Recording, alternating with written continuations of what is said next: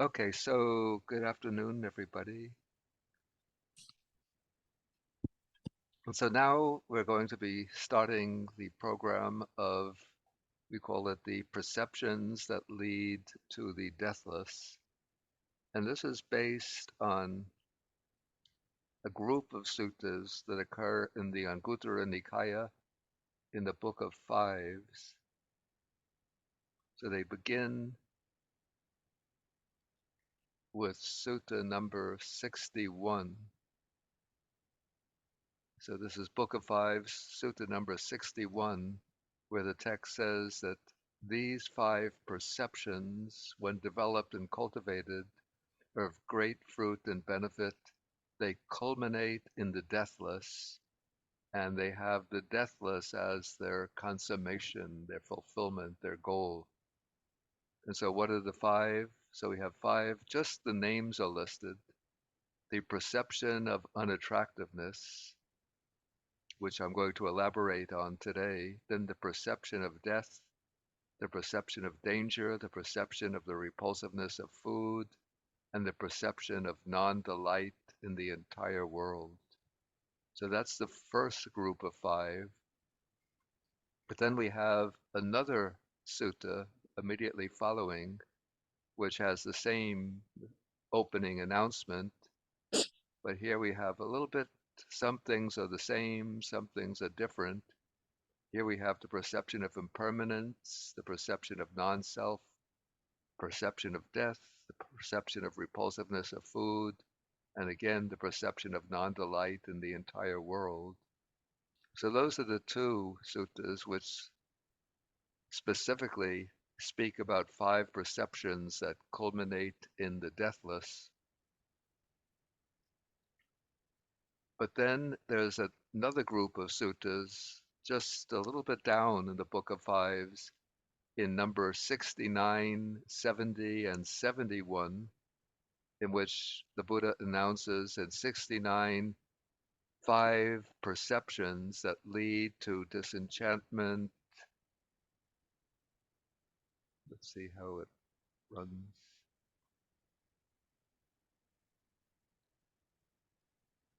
That lead to disenchantment, dispassion, cessation, the higher peace, direct knowledge, to enlightenment, to nibbana.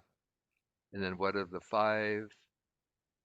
One dwells contemplating the unattractiveness of the body, perceiving the repulsiveness of food, non-delight in the entire world, the impermanence of all conditioned things, and the perception of death. Then the next sutta is the destruction of the asavas, of the taints, five things that, when cultivated, lead to the destruction of the taints. Again, unattractiveness of the body, repulsiveness of food, non-delight in the entire world, the impermanence of all conditioned things, and the perception of death. And then number 71, instead, the benefit of this set of five is liberation of the mind and liberation by wisdom. But it's the same, actually the same five things.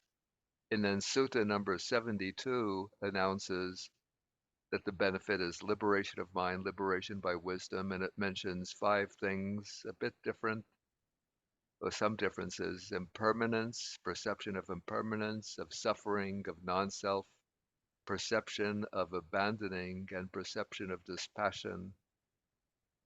And you can see difference in the colors here. So there's a color code that I used. Let me just go down. Yeah, so those things that are coded orange occur three times. Those things that are coded gray occur two times, and those things that are colored green occur once. Okay, so the themes that we'll be doing over these 5 Saturdays, today and the next 4 Saturdays, we'll be doing the unattractiveness or the unattractive nature of the body. As I said this morning, these are not going to be the most cheerful, optimistic, bright, uplifting. Well, they're uplifting, but not the pink and purple with pink polka dot colored meditation subjects. So the unattractive nature of the body. Then next week, the meditation on death. The week after that, the perception of danger. Then the perception of impermanence, the fourth one. And then the perception of non-self. And so first, a few words about the word that used here for most of these meditations is the Pali word sanya. And we know in the scheme of the five aggregates that sanya is the third aggregate, the aggregate of perceptions, which includes ideation, ideas. So we have perception of visible objects, perception of sounds, perception of odors, of tastes, perception of textures, and perception of mental objects. That is perception of ideas. But the way the word sanya is used here seems to be used to indicate like a theme of contemplation, an idea, but not just an intellectual idea, but an idea that one begins with, that one reflects upon and turns over in the mind until it becomes so vivid, so clear, so direct and cogent, so to speak, that it's almost as though, in fact, it actually turns into a direct perception. And so today we'll be starting with the perception of the unattractive nature of the body. And we find this elaborated in a number of suttas. And there's one sutta which gives probably the fullest elaboration to some of these perceptions. And that occurs also in the Anguttara Nikaya in the Book of Tens. It's number 60, called the Girimananda Sutta. And it's a very popular sutta, I know, in Sri Lanka, since it's used a bit ritualistically, and we'll see why, for recitation when somebody is ill, in order to sort of impart a healing power to them that will help them to recover from the illness. And the reason why it takes on that function is based on the original story, background story out of which the sutta arises. So on a certain occasion, there was a monk named Venerable Girimananda, who I don't think is mentioned elsewhere in the suttas, but he is reported that he's sick, very gravely ill. And then the Venerable Ananda learns about this, so he goes to the Buddha and tells him that Girimananda is sick, gravely ill. It would be good if you, the Blessed One, the Buddha, would go to visit him out of compassion.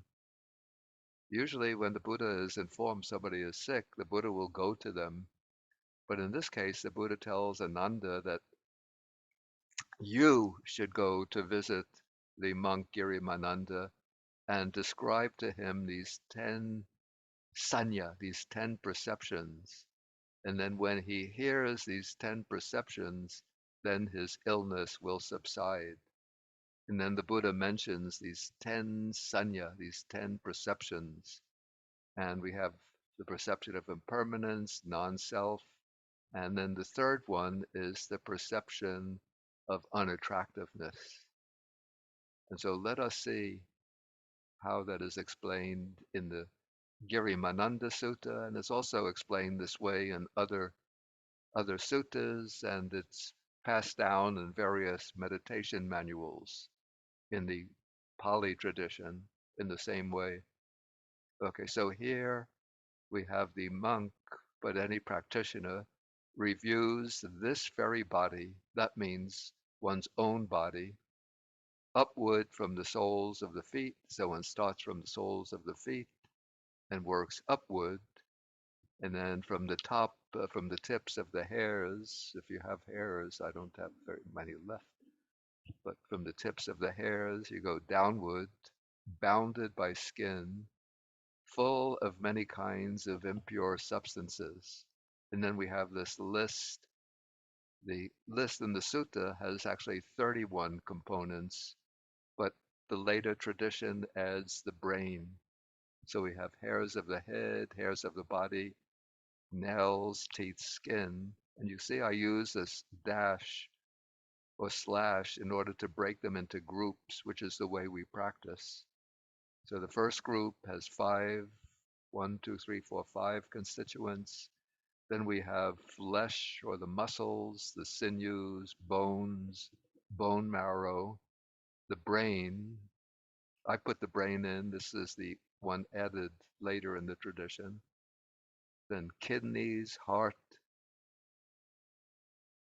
liver, the diaphragm, separating the upper part of the torso from the lower part, the spleen, and the lungs. Then the next group has the intestines, large and small intestines, mesentery, which is a kind of tough, like rope-like tissue, which holds the small intestines, binds the small intestines in place. Then the stomach, and then the feces, fecal matter. So those are the solid constituents. Then the liquid constituents, we have bile, phlegm, pus, blood, sweat, and fat, first group.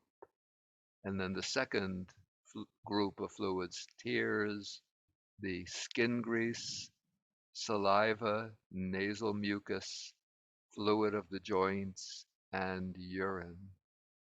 And there's a systematic way of going through these 32 parts in the different groups. And I will use that method when we do the actual meditation. But first, let us get familiar with these parts. Well, I hope I can get them.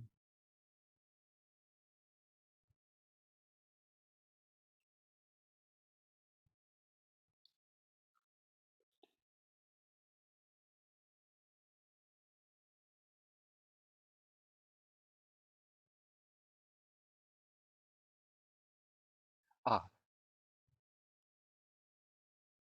is this working? Do you see the diagram, the anatomical diagram? Yes, Bhante, we can Oh, see the okay. diagram. Okay, good. Okay, so I just collected some images of different constituents. So we have the skin. So you can see the skin is very complex organ. I don't have a background in biology or medical science. Perhaps there are some doctors here. But anyway, this is what the skin looks like. Okay, then when we go deeper into the body, then beneath the skin, then we come to what is called the flesh or the muscles. So you can see the muscles of the body. Good. When I'm going through this, you don't have to get all of the detail, but just to get a broad visual impression. So we have muscles really starting from the top of the head, going down the entire body through the arms, down the chest, the abdomen, and down the thighs, down the legs, the lower part of the legs, even to the feet, and then the back view of the muscles.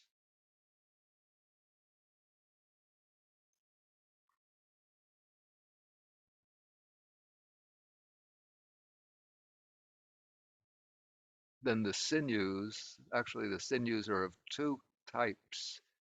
So one is called the tendon, which joins the muscle to the bone.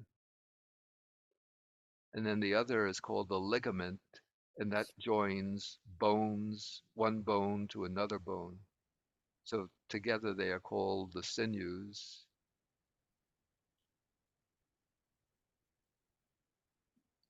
Then we have the skeleton. Always when you see the skeleton, in horror movies, they use the skeleton to scare the audience. But we all we are all skeletons. So if you just look past the muscles, then you see the skeleton. So we should all be really, if we had X-ray vision, we would all be horrified of each other as though we were in a horror movie. But there's nothing to be horrified by. This is just the architecture of the body, the sort of the framework of the body. So the bones starting from the skull, going down the neck bones, the arm bones, the ribs, the rib cage, the sternum, and the backbone going all the ways down to the pelvis, pelvic bones or hip bones, then the leg bones, and then the feet, and the arm bones and the hand bones. So we have the skeleton.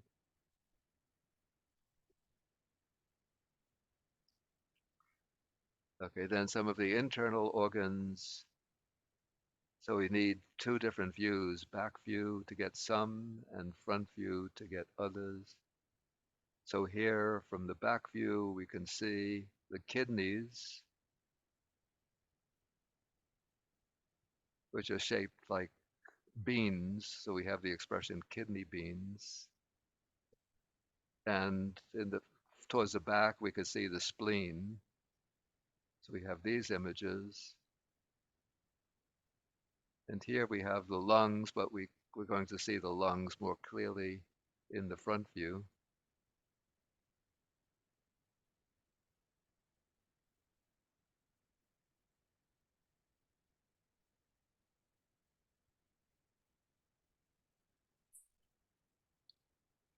Okay, so What are here, you doing?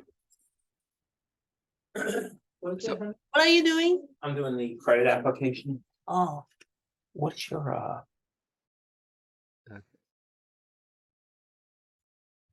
yeah, everybody should be muted, please. Okay, so here we have the lungs from the front view, and then here we have the liver. We don't have a good view of the heart, but we'll get a view of the heart in another diagram. So here we have the liver. Here's the diaphragm. You could see separating the thorax.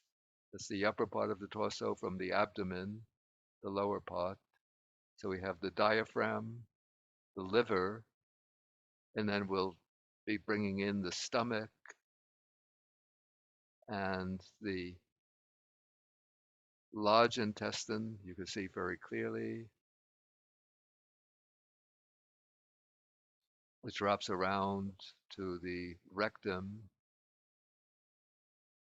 And then we have the small intestines.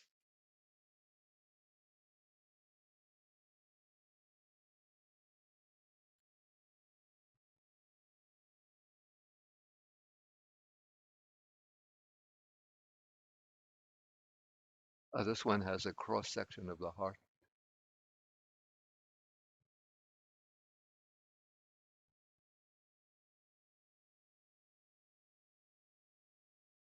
Yeah, so this is what the heart looks like when it's sort of, we take a cross section of it. And again, we have the lobes of the liver and the spleen sort of pushed over to the side, the stomach, the intestines. And here's the mesentery. You can see the mesentery, this tissue, which holds the small intestines in place.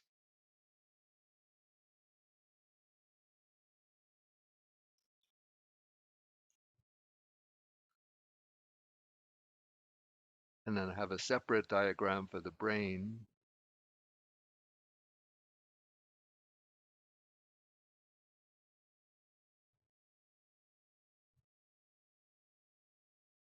And then this is a diagram with all of the parts sort of superimposed on each other. So you get a kind of full picture of the body with you don't see the skin, but we have the muscle textured, lightly textured. Then beneath the muscle, we have the skeleton, the rib cage, and the hip bones and the leg bones. And then the internal organs, you can see the lungs, and then the heart is somewhere sort of concealed behind the lungs. And this, I guess, is the liver, stomach, intestines.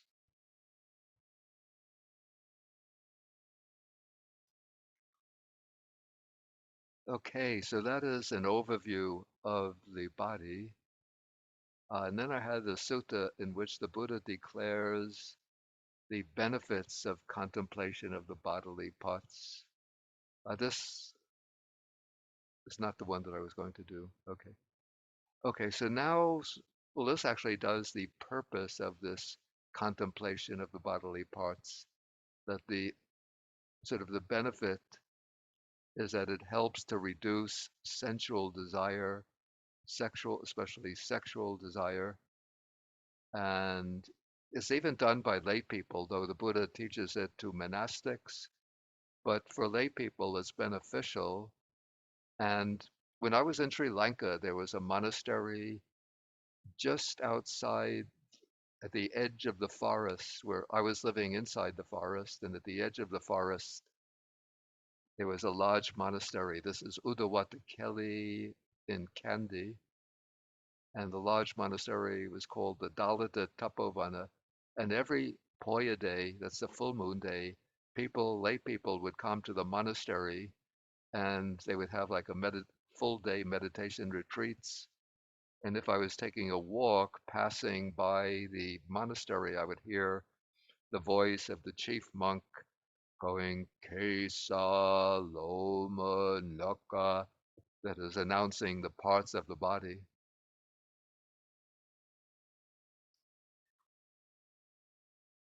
Okay, so now we're going to go into the practice. And so you can take a comfortable sitting position.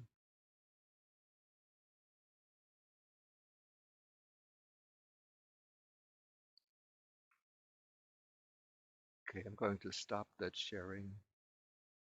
Okay, so you take a comfortable sitting position, the one that you're most familiar with.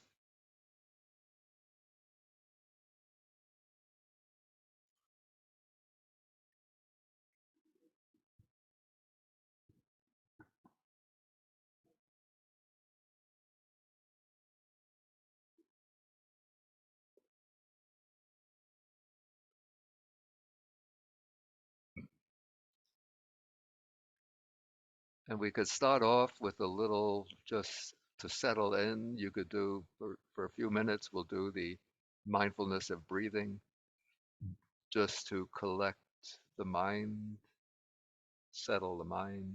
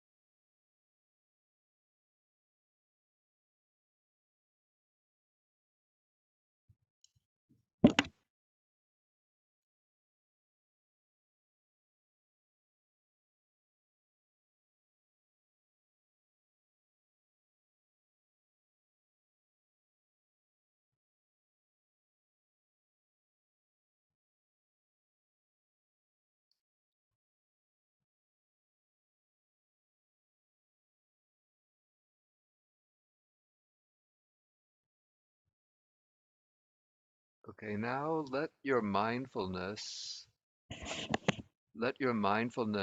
encompass the whole body,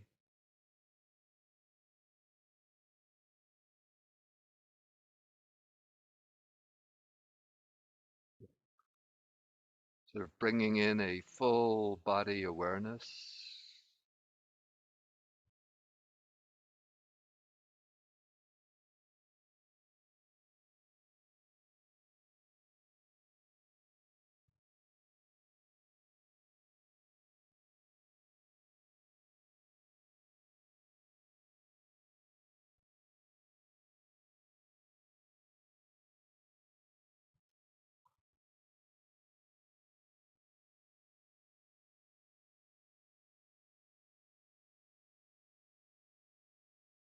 Okay, now we're going to go through the constituents of the body, following the usual formula, the formula that's come down in the suttas.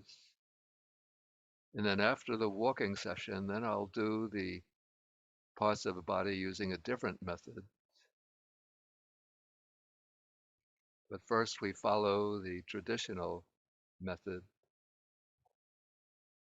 Okay, we consider the body now first as a whole, from the top of the head down to the soles of the feet.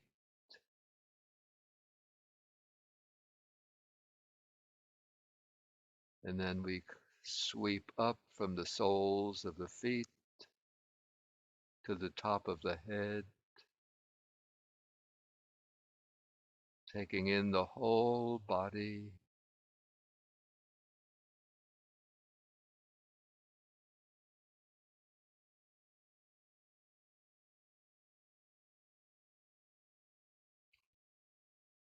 And then we go through the constituents,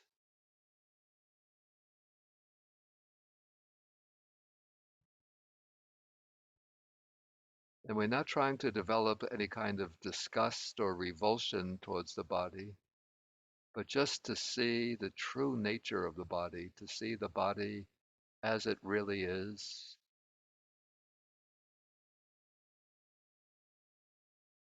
So there are in this body hairs of the head, and as I mention each constituent, I pause for a moment, and in that pause, you bring that part of the body to mind, whether visually or just sort of getting the sense of that constituent being present in the body.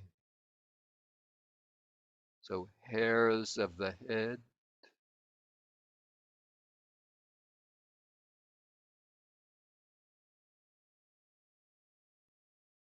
hairs of the body,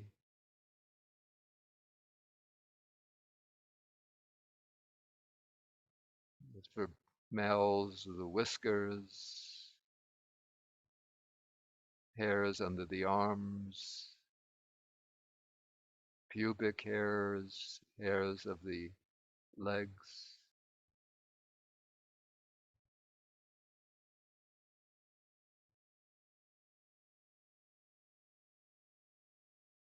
nails, fingernails and toenails,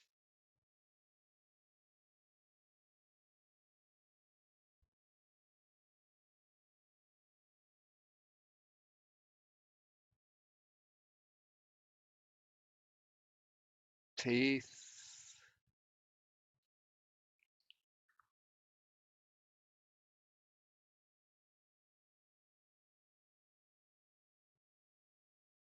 skin.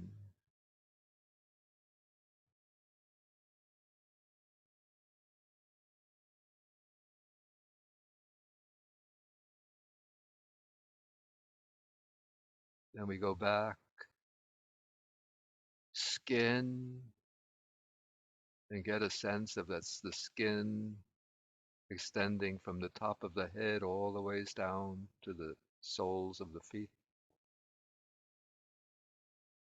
Skin,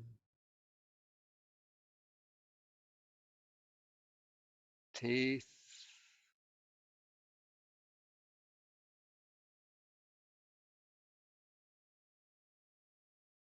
nails,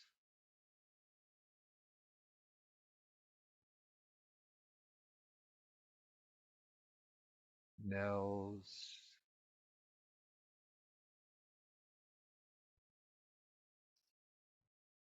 hairs of the body,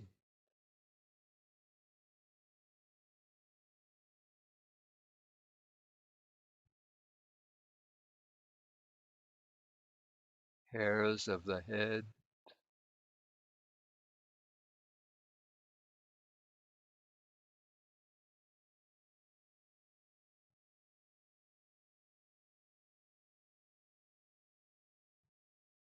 then hairs of the head,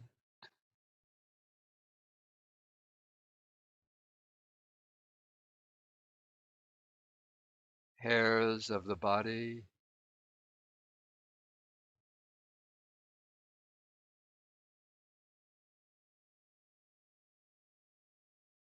nails,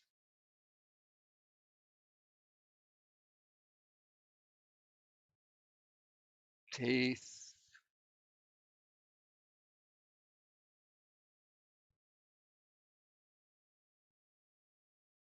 skin.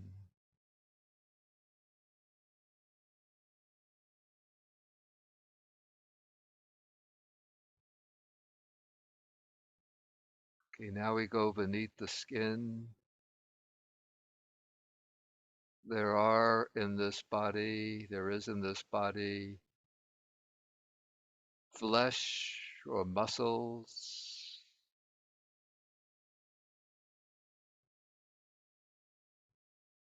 You can get a sense of the entire muscular structure of the body. So muscles,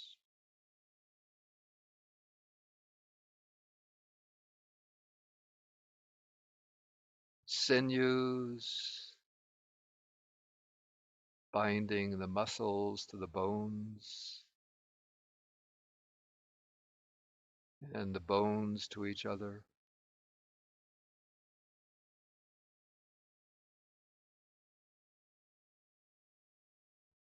Bones,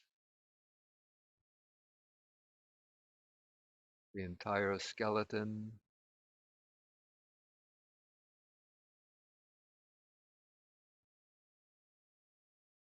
right in this body, in our own bodies, the skeleton, the bones,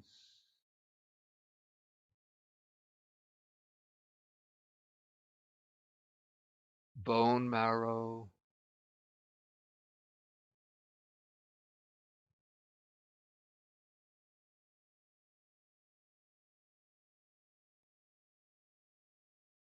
and the brain.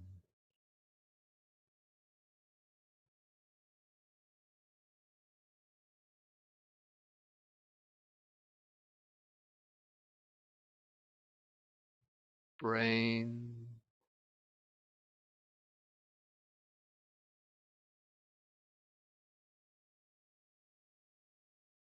bone marrow,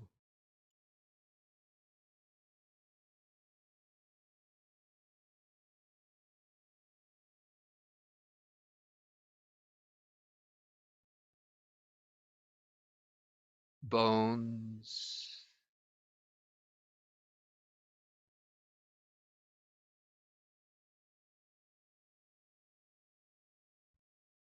sinews,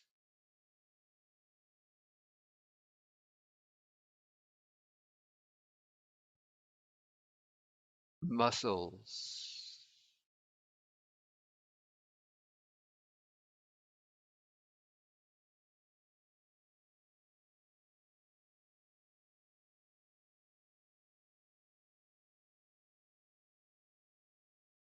muscles,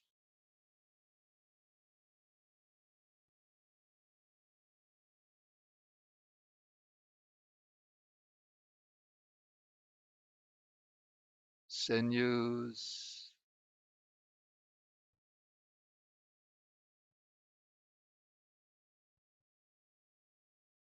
bones,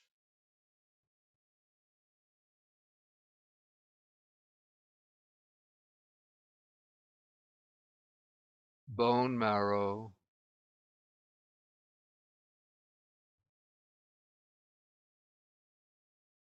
the brain,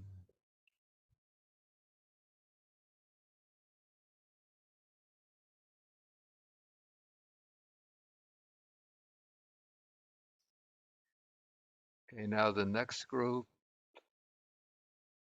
and remember, always apply it to your own body. In this body, there are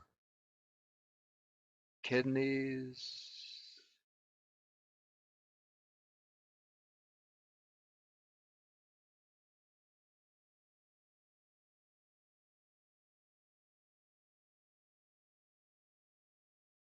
the heart,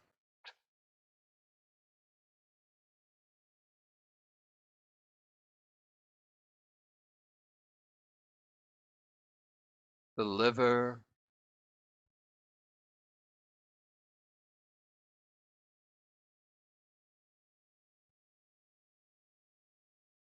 the diaphragm,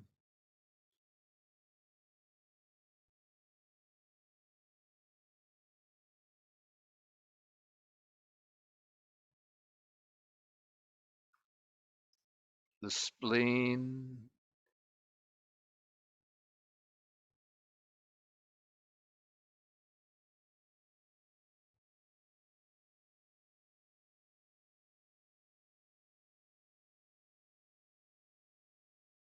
the lungs,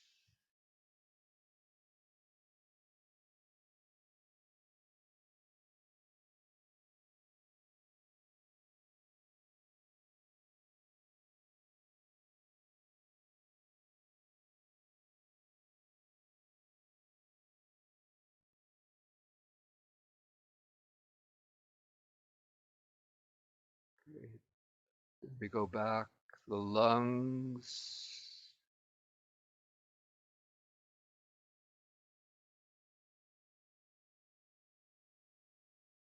the spleen,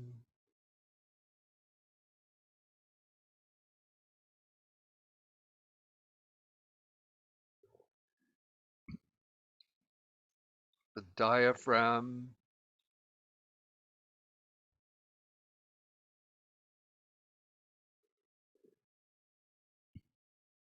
the liver,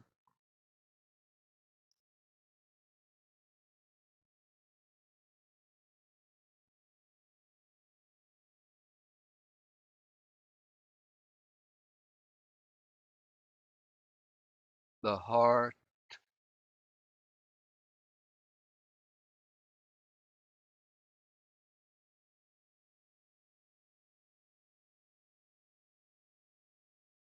and kidneys.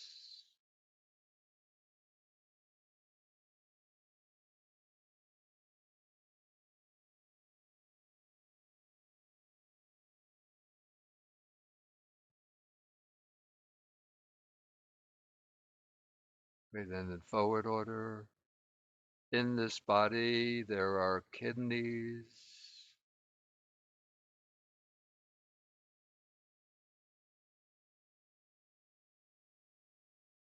the heart,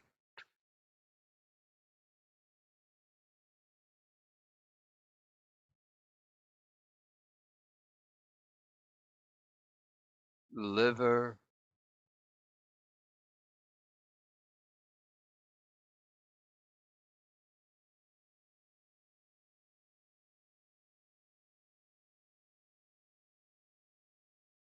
the diaphragm,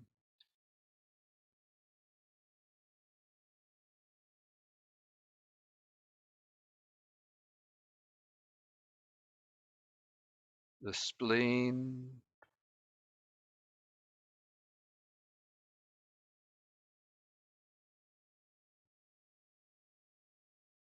the lungs.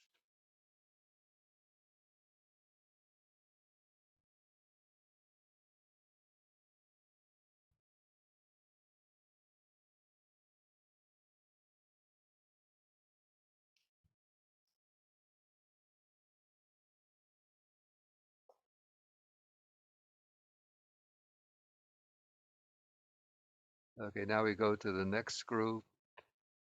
In this body, there are the intestines, the large intestine or colon,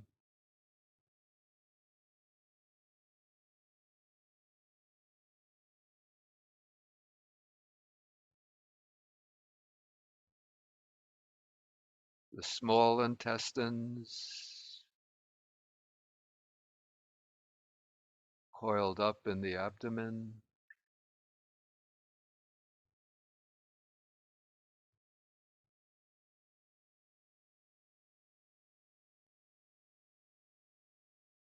the mesentery holding the small intestines in place,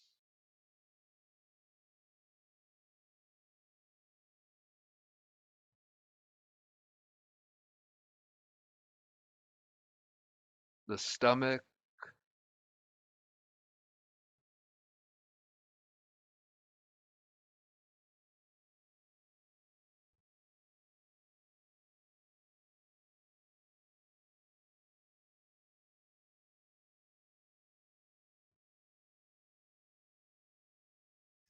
and then the feces accumulating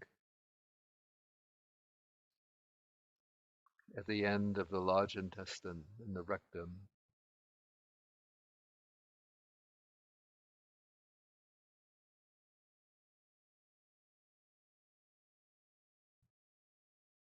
And then reverse,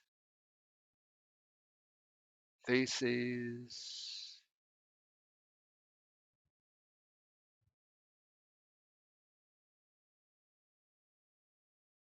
the stomach,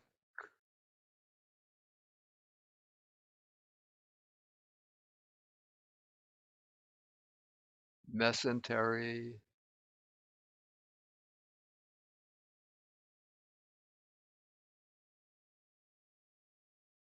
small intestines,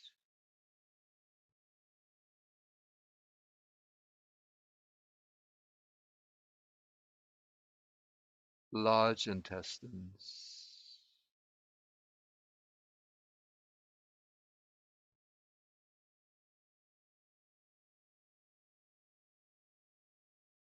And forward again. In this body, there is the large intestine,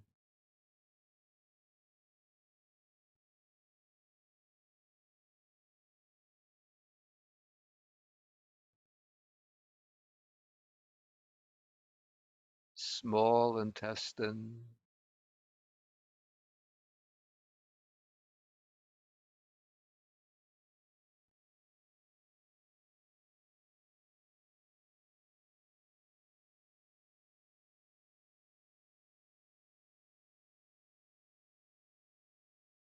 mesentery,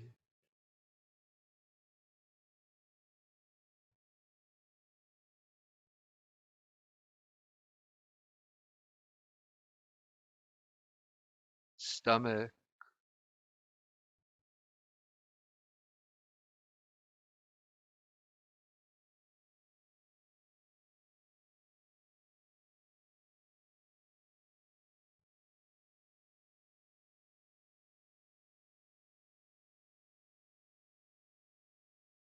and feces.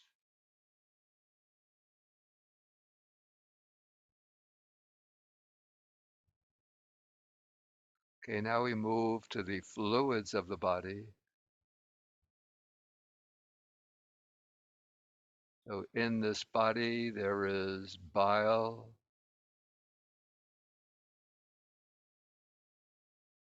that's a kind of liquid that's produced by the liver that helps with the digestion of fats.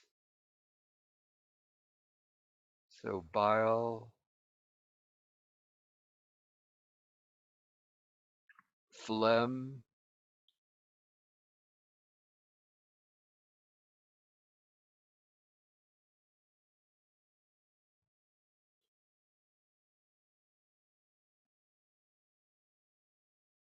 pus,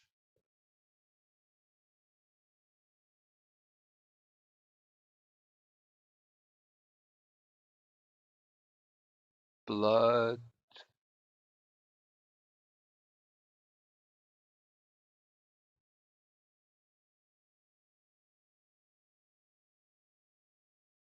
you can feel or sense the blood throughout the whole body.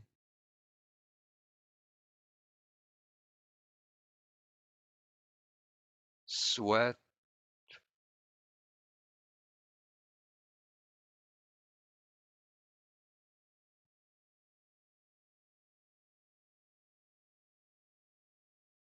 fat,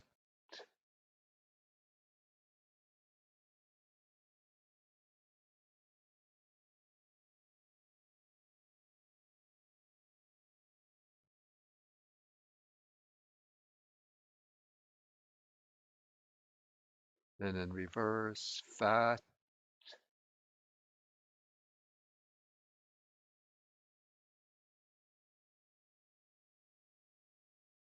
sweat,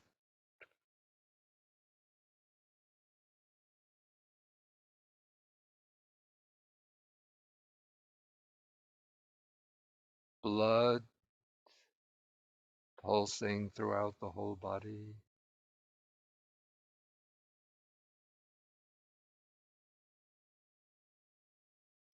Pus,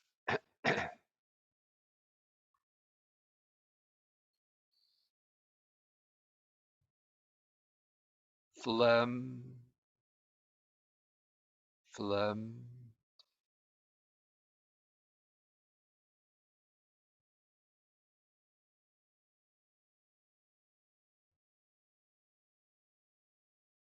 bile,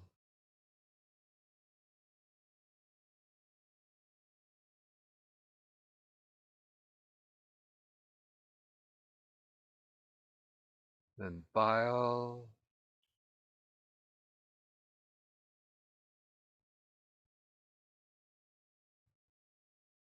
being injected from the liver into the intestines to digest the fat.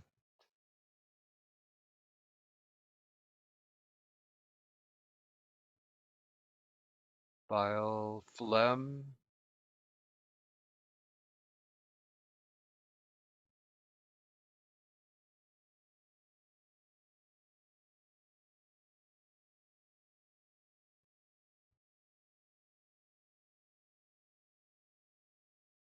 pus,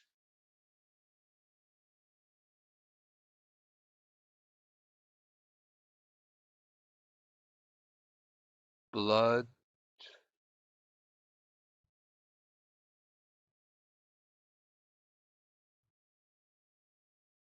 sweat,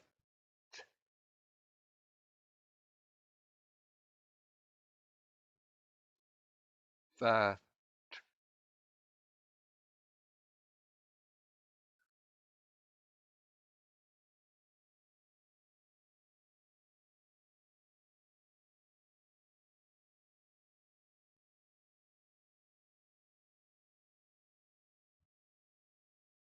Okay, now we come to the last fluid group of the fluids,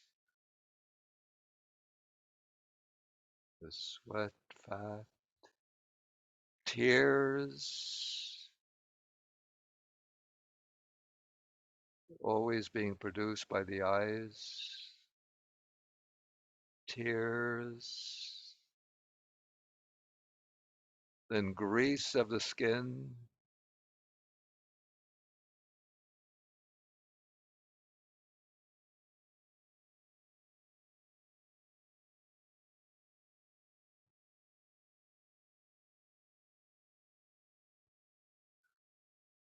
saliva,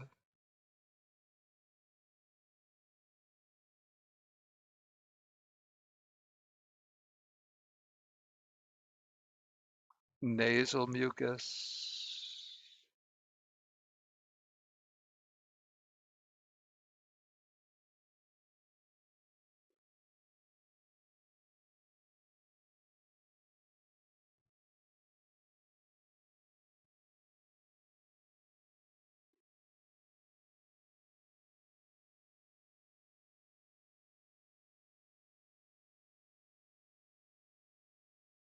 and fluid of the joints,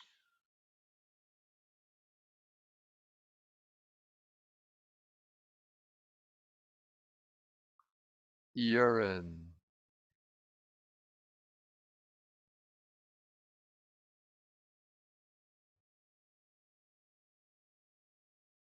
then urine,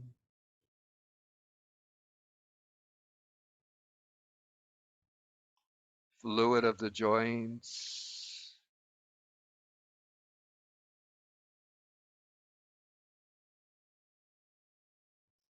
nasal mucus,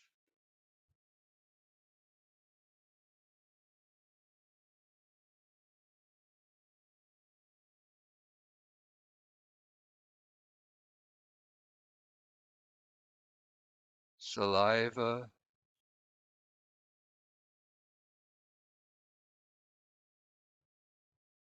and oil of the skin,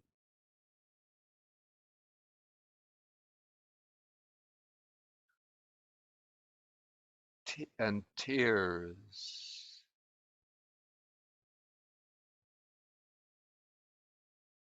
and tears,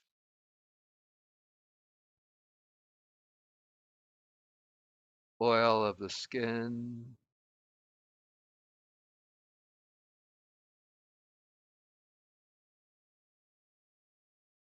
saliva,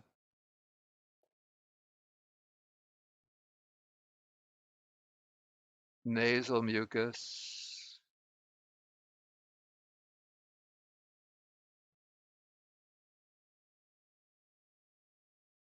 oil of the joints, fluid of the joints,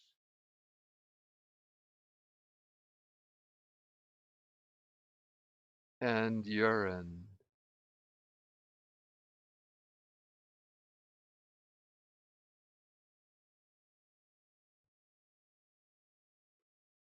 Okay, so now we've gone through the 32 parts. Now we come back to the full body awareness, and then scanning the body from the top of the head down to the soles of the feet, and then coming up from the soles of the feet, scanning up to the top of the head. Now with the perception generated by this review of the 32 parts, seeing into the nature of the body.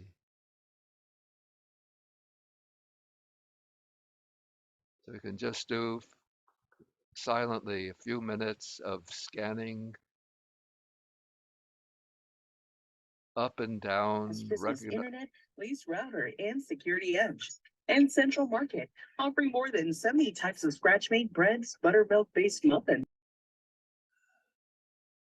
Okay, scanning the body up and down and up.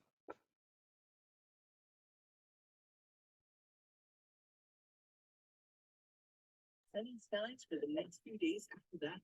In fact, it looks like it's for the Yeah, please keep your computer muted.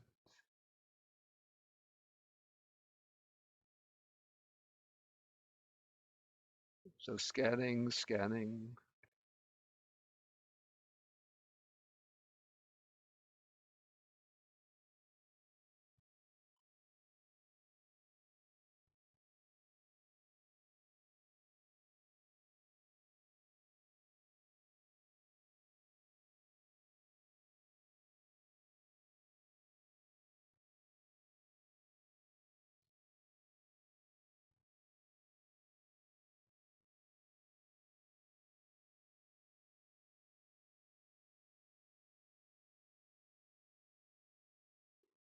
more investigative reporting in PRX. This is about let's.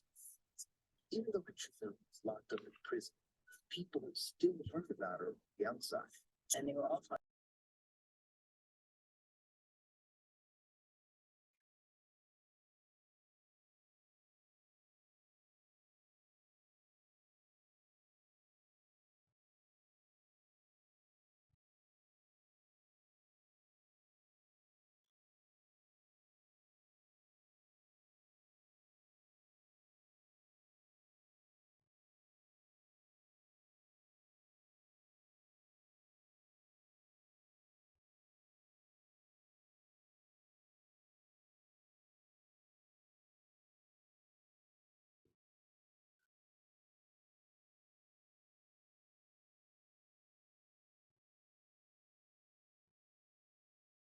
Okay, now you can take a couple of deep breaths in and out, in and out.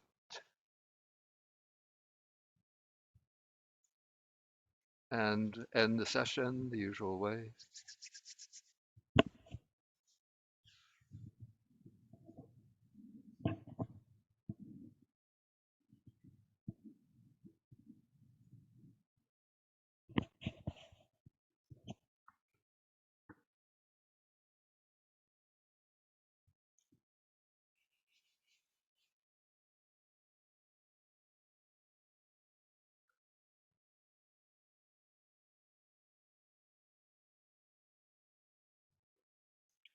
Okay, if anybody has any practical questions that have arisen out of this mode of practice, please feel welcome to ask using the hand symbol. Okay, so I see one from Deborah in Massachusetts. Hi, Venerable. Thank you so much. Can you hear me? Yeah, I can hear you. Yeah, so I'm actually in San Francisco Bay Area. Excellent. So if you already have an antagonistic relationship with the 32 body parts, how does this free you from suffering? If you have an antagonistic relationship with the body parts. Yeah, if you're already like, okay, yeah, I've already spent too much time thinking about how things don't work right and, you know, various problems with it. So how do you practically use this type of meditation to deal with that aversion? Yeah, generally it's sort of recommended for dealing with sort of attachment and sort of yeah, attachment towards the body. Um, but I would say my conjecture is that when you see that the body is just constituted out of these 32 constituents, which just sort of function on their own without any sort of volitional input of your own, and then you sort of disidentify with them so that you really come to see that the body is not mine, not I, not the possession of any kind of self. That should free one from both attachment and aversion. Yeah, that would be my brief understanding. Thank you. Okay, next is Samangi. Yes, Bhante, thank you for your guidance. While you were showing, so this unattractiveness of the body parts, are we supposed to think about it or see it in terms of impermanence? Is that how it should be unattractive? I was just thinking when you're showing the images that potentially somebody could, for example, say, well, actually, that's a really good machine, or kind of, not Yeah, see I mean, looked at from another angle, the body, I have to say, with all of its uh, organs and constituents, it's remarkable. miraculous organism that all of these things have their many functions, which I don't even know of, but they perform them on their own. Like the liver has maybe dozen functions, and I just know about maybe two or three of them, but it performs all dozen functions without my having to put in any kind of devote any thought to those functions. I don't have to sit up at night wondering, is my liver doing this, living doing that? It just does it. So If I yeah, so how do you, what is the unattract? I can see, oh, it's really yucky if I see it, that kind of thing. But or is it supposed to be, no matter how well this works, all these things are unattractive, impermanent things? yeah, it's not the meditation on impermanence. That's Oh, okay. a different what's a different subject, Uh, a different catch of fish, so to speak. hmm. But it's just looking at the body as being sort of, it breaks down the sense of the unity of the body, the perception of unity, and you see how the body is composed of all of these different constituents, organs, tissues. And when you look at them individually close up, they're not very beautiful and attractive. That is the point. I don't Okay. like some render this as foulness or repulsiveness of the body. I don't agree with that because that gives a sense of aversion towards the body. But it just, when you look at the body really under this meditative microscope, it loses the attractive features. Is it identification with these composite parts that we are actually looking at by separating? So I am not this body kind of thing. No, not in the contemplation of unattractiveness. It's not, you could use it for getting the perception of anatta, of non-self. But Oh, at this point, we're not doing that. We're just looking at the constituents of the body as being not beautiful and attractive in the sense of being sensually attractive. okay, thank you. As we keep it simple, it's not moving into either a non into impermanence or non-self, but just focusing on the unattractive nature of the body. Asubha means not beautiful, not attractive. Okay, Okay, thank you. Joshua. Hello, sir. Can you hear me? Okay, I could hear you. Thank you for the teaching.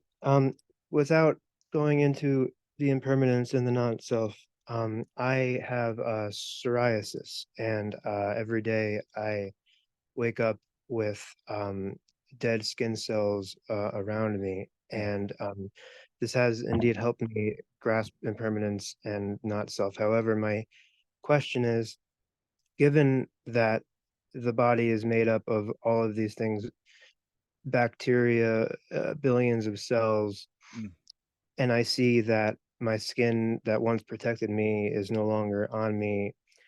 Instead of, I mean, I do see that it is unattractive, but I also see that it has protected me and is now no longer on me. And I wonder if there is anything I should, is there some sort of, I feel almost a sort of gratitude. Is there something that I should, like a prayer or honor to the skin that was once with me and is no longer with me, instead of necessarily focusing on the unattractiveness? Is this, I'm wondering, w-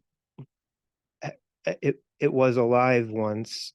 It mm. was once a billionth of me, of what this body is, and I just wonder, is there more to simply the unattractiveness of it? Should I be grateful and honor the sacrifice it made? Yeah, I suppose that. you could do that as a separate practice, but this is just a sort of a very simple, focused and streamlined practice, focusing on that unattractive nature of the constituents of the body in order to break the sort of the attachment to the body and especially the sensual desire that arises. Thank you so much. Thank you. Okay, so now what we're going to do, we'll do a period of walking meditation. And this is going to be a little different from the walking meditation that we usually do. I was just experimenting with this morning, okay, to try this other method of doing the walking meditation. What you do, still have the same walkway with about 12 to 15 paces, but you're not going to be focusing on sort of breaking up the steps, but you walk slowly, and just what you do is focus on the idea that just the body walking with each step, the body walking, body walking, till you come to the end of the walkway, turn around mindfully, then walk back in the other direction, just body walking, body walking. And if you want, you can try to see, especially the body walking, focusing on muscular, the musculature, the muscles of the body, and the skeletal structure of the body. So you're seeing the body as call this a configuration of muscle and bone, which is in the act of walking. Don't try to be too analytical, but just you could bring that to mind. But the main focus is just body walking with each step.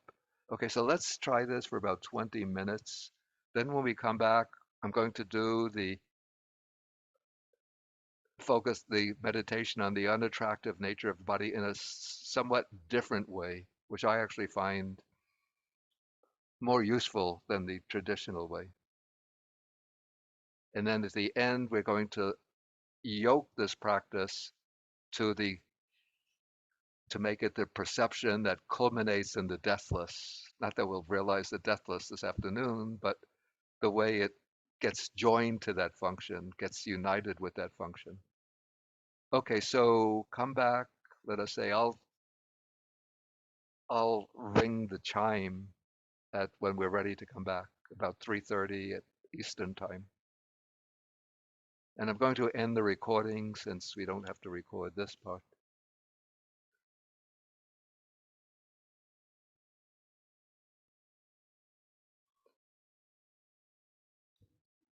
Okay, so now we're going to do the second method of doing the perception of the unattractive. So again, you take your seat, your congenial seat,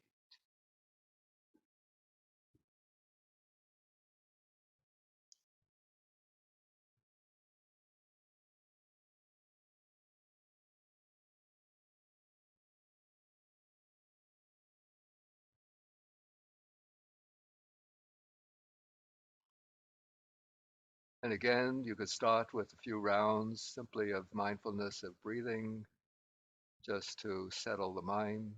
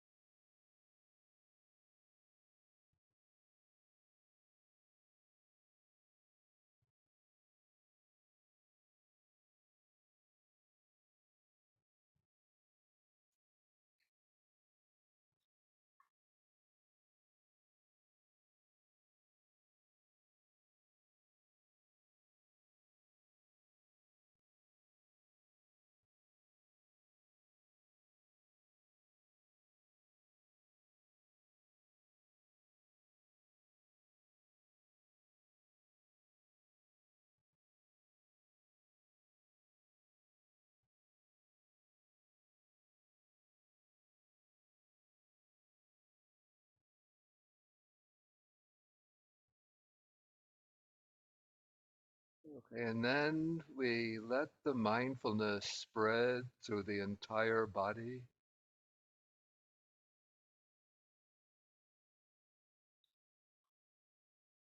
Taking in a kind of global awareness of the body as a whole.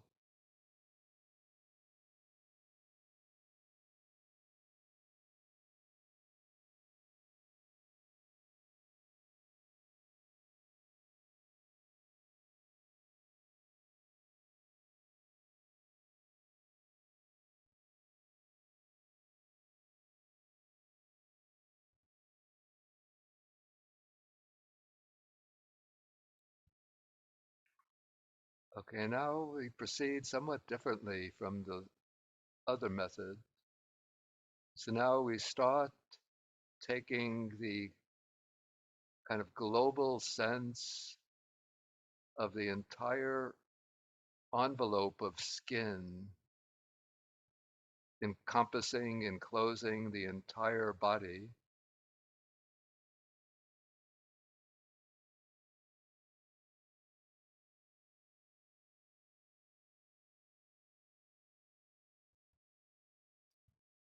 So you could scan the outer layer of the body, the skin, from the scalp, top of the head. You run through it all the ways down, is encompassing the entire body, right down to the soles of the feet.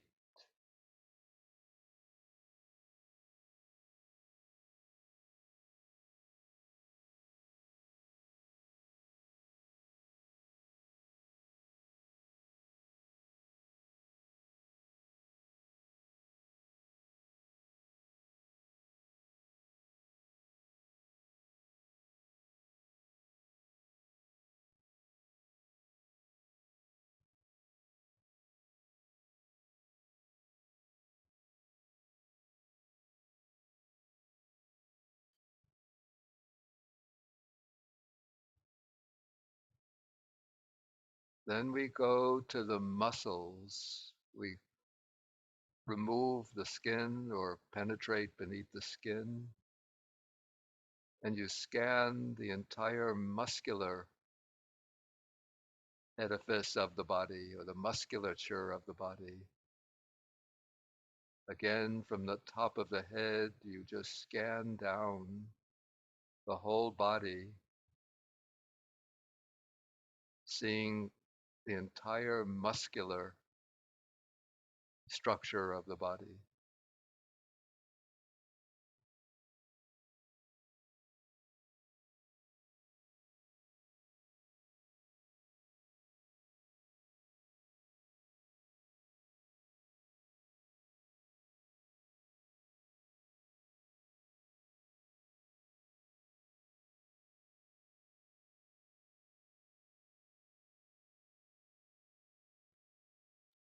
Coming down the face, the neck, the muscles of the arms, then down the chest and abdomen,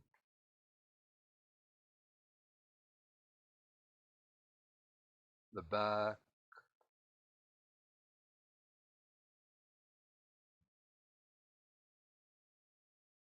the pelvic region,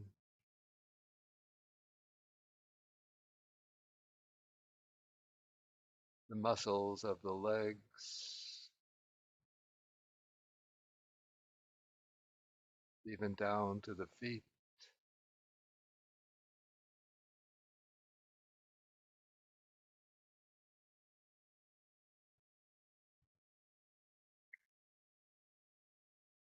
Okay, so we've covered skin and muscles. Now we come to the bones, to the skeleton. And so you can scan down, taking the entire skeleton. You don't have to get all the detailed bones, but just the general impression of the skeleton.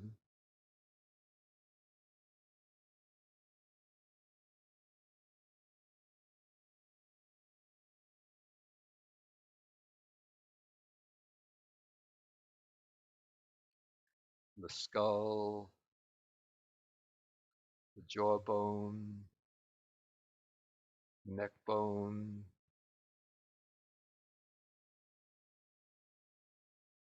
shoulder bones, arm bones, hand bones,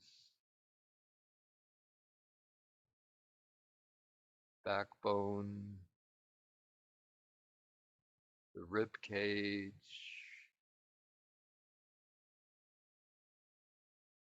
the breastbone,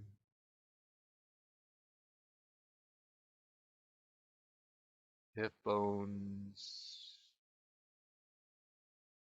thigh bones, shin bones, and the ankles, bones of the feet and the toes.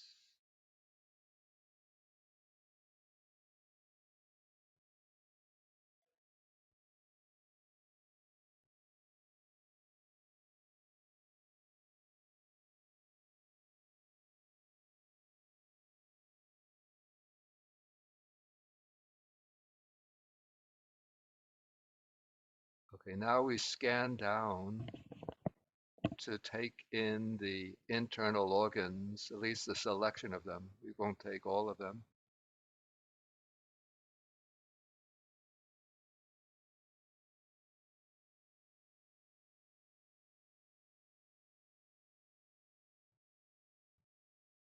Okay, we take in the brain,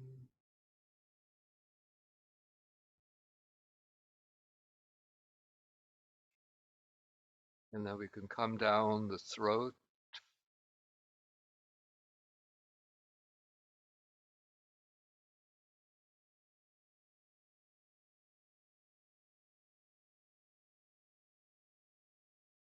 and then we come to the lungs,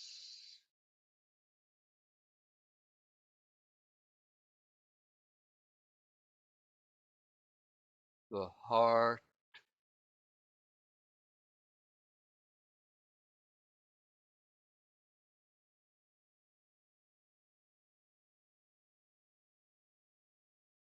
diaphragm,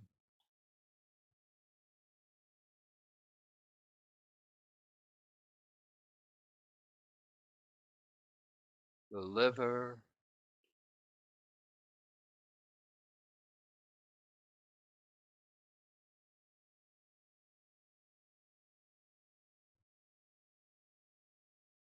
the spleen over on the left,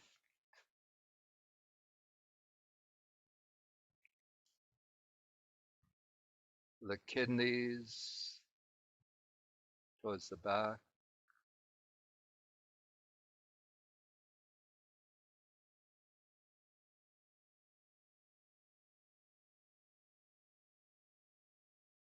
then the digestive tract, the stomach,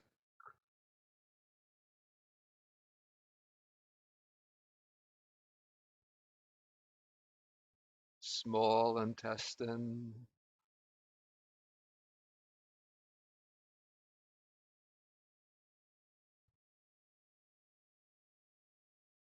large intestine,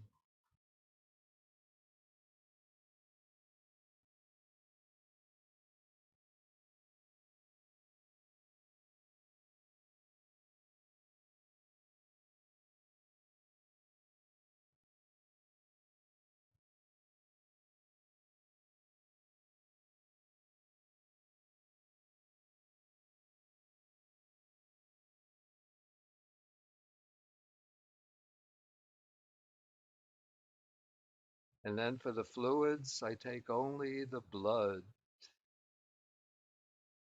And so one could scan down the entire body as if it were a column of blood, the blood circulating through all of the arteries and the capillaries and the veins.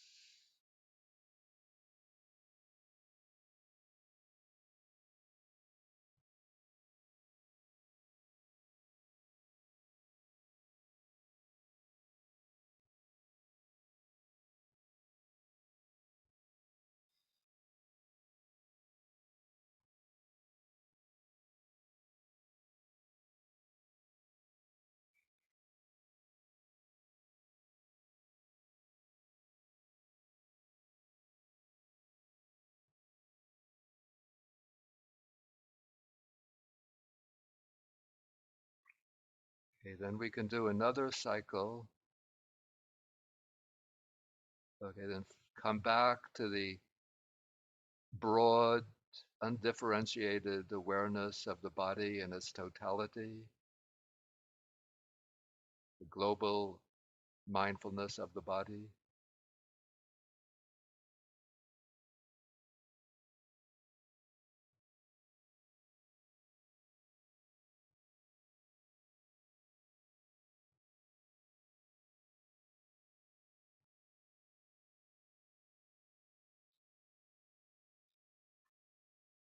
Okay, then we take in this body, there is skin, and then you trace the enclosure of skin from the top of the head all the ways down to the soles of the feet.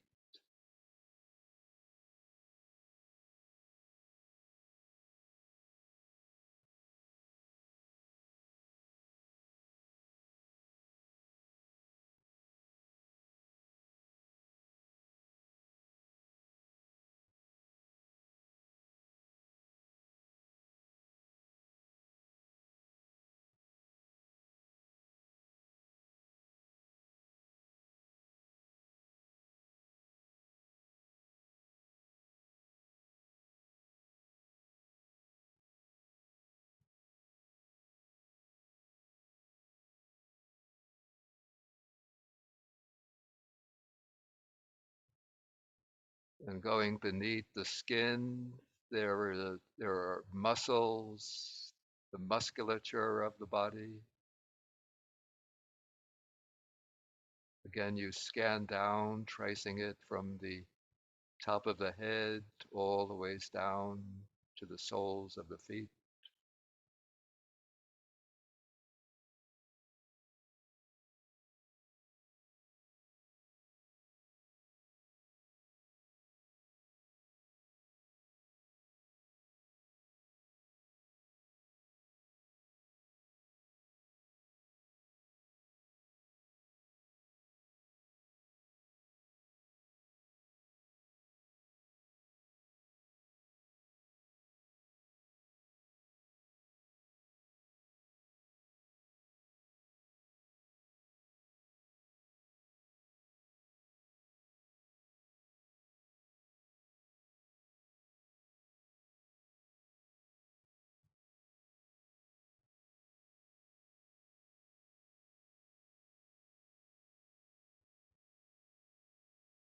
And in this body, there are bones, bones arranged in the form of the skeleton. And then mentally, you trace the skeleton.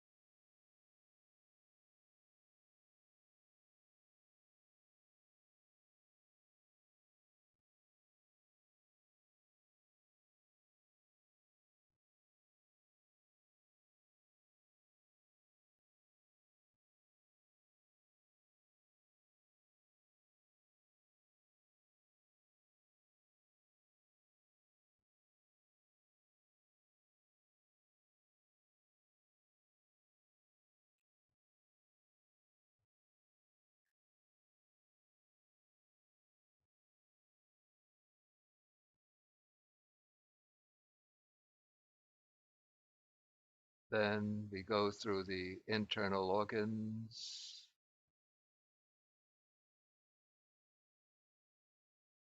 So start with the brain,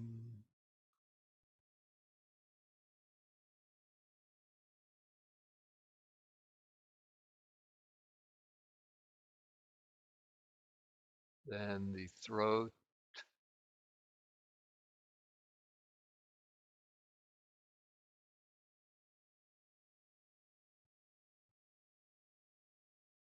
then the lungs,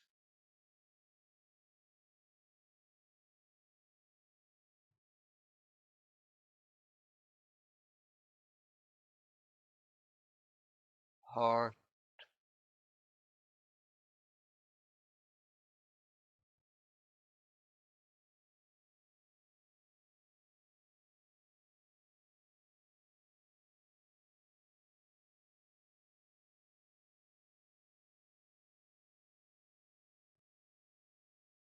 diaphragm,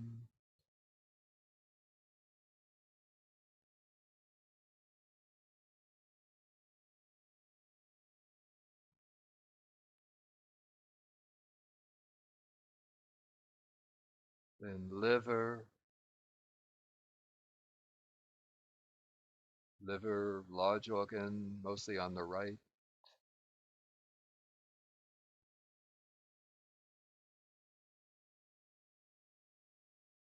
then the spleen over on the left,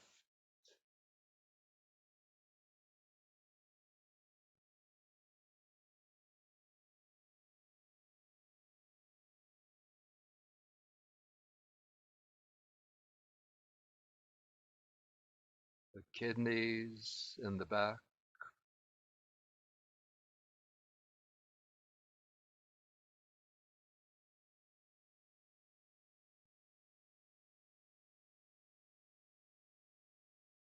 then the stomach,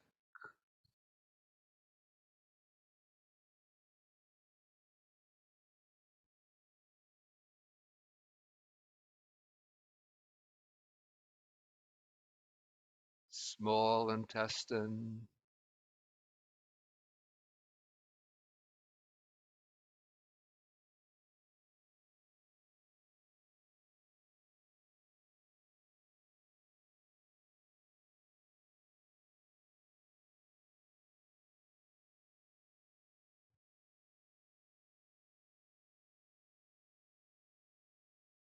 large intestine,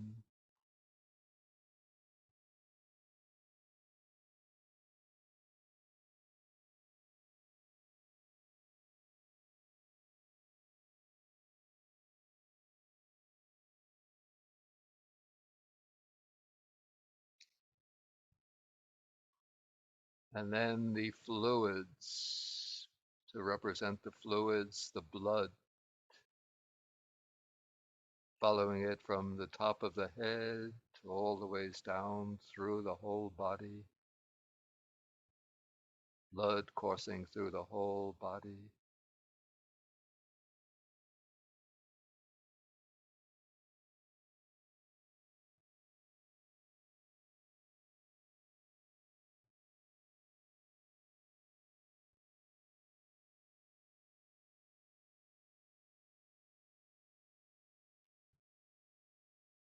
And we take in all of the other bodily fluids just in the general way, the blood and all of the other bodily fluids.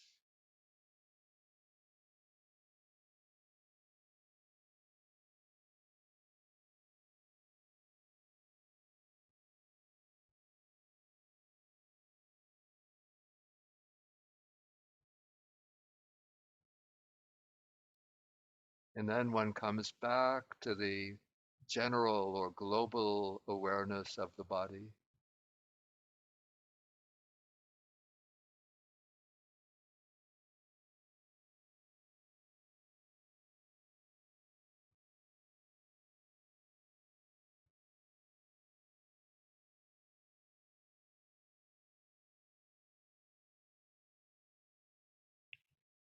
And just for a few minutes, rest in the awareness of this is the nature of the body when looked at analytically.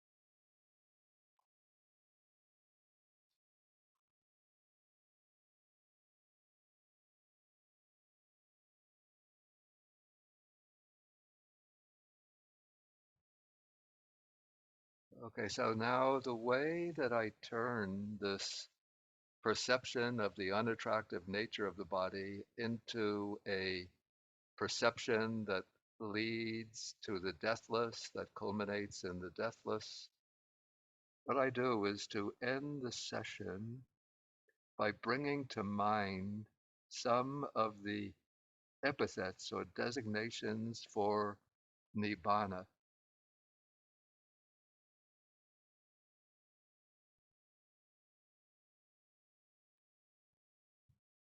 And so I just will go through like a few of them, and you just let them sort of sink into your mind and sort of bring up their own connotations, their own implications or resonances. Okay, so we see that the body is a conditioned phenomena. Nibbana is the unconditioned,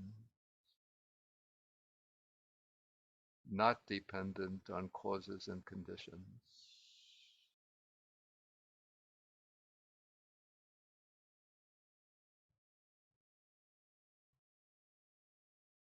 The body is subject to aging, to decay, to old age. Nibbana is the unaging, the ageless.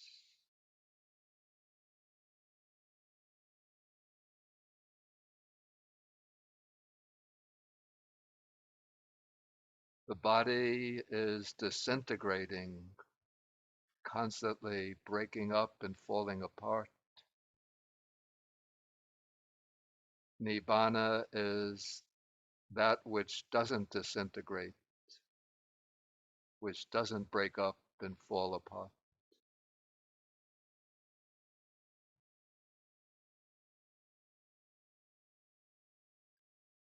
The body is subject to death. Nibbana is the deathless.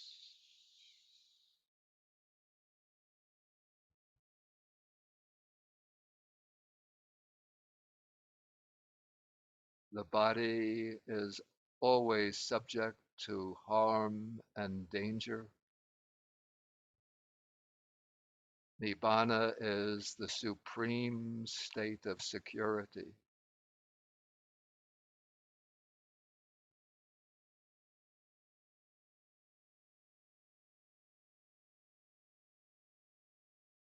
The body is in a condition of bondage, bondage to old age, sickness, and death. Nibbana is freedom from old age, sickness, and death.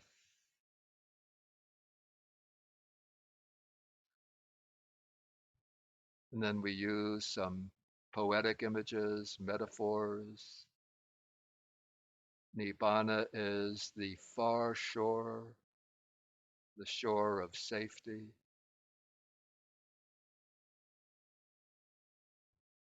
It's the island, the stable island in the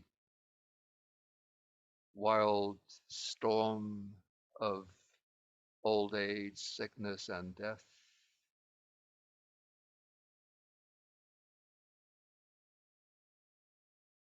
Nibbana is the shelter,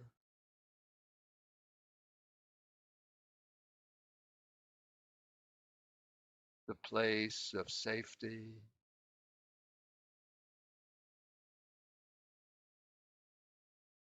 the ultimate refuge.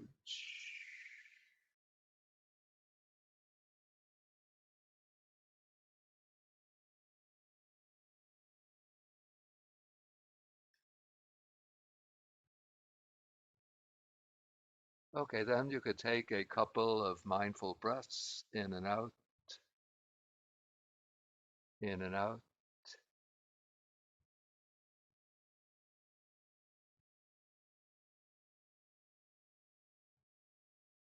And then we will end the session now. And we don't do the sharing of the merits now because we will be doing it at the end of the evening session. And so we'll be coming back in the evening at 7 o'clock. And from 7 o'clock, then we'll have some discussion, any questions relating to practice, maybe not only on this meditation, but any other kind of questions relating to practice. Maybe for about 20 minutes, then we'll do about a 30-minute meditation, and then we'll do the sharing of the merits. Okay, so we'll be ending now, and let me end the recording.